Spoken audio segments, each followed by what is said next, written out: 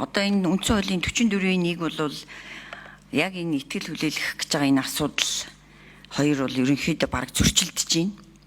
Тодорхой бодлогын асуудлаар гэсэн яг ямар тодорхой бодлогын асуудал гэдэг нь байхгүй байна. За төсвийн асуудлаар гэсэн төсвийн асуудал мэдээж байхгүй. Ягаад тэгэхээр тодорхой бодлогын асуудлуудыг энд бичсэн энэ бодлогын асуудлуудыг бүгдийг дэмжсэн. Ёстой түрүүн хэн хэллээ? Их хоёр гишүүн байна уу? 90 гаруй хувьтай бүгд дэмжиж ингээд батлаад явж байгаа.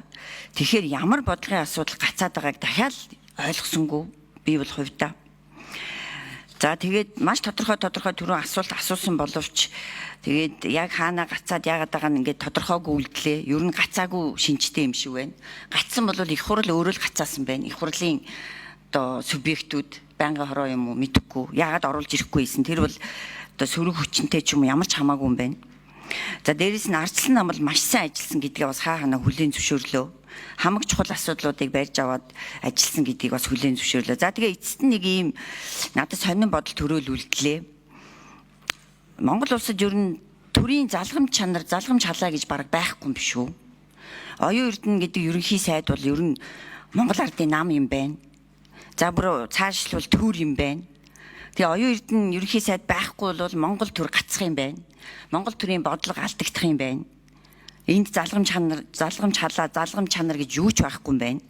Гэдэг нэг ийм бодол төрлөө. Уг нь Монгол ардын нам чинь 104 жилийн түүхтэй ууган хүчин бас ч гэж тогтолцоо.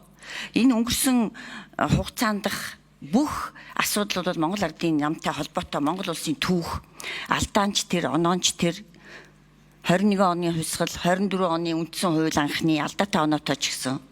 За хилмигдүүлэлт 45 оны тусгаар тогтнол нүүбд илсэх гэд энэ бүх асуудал гарцаа байхгүй Монгол ардын намтай уг нь холбоотой. Гэтэл өнөөдөр Монгол ардын нам ингээд ганцхан ерөнхий сайд байж тэр бүх төрлийн бодлого нь явдаг, эс бөгөөс гацдаг.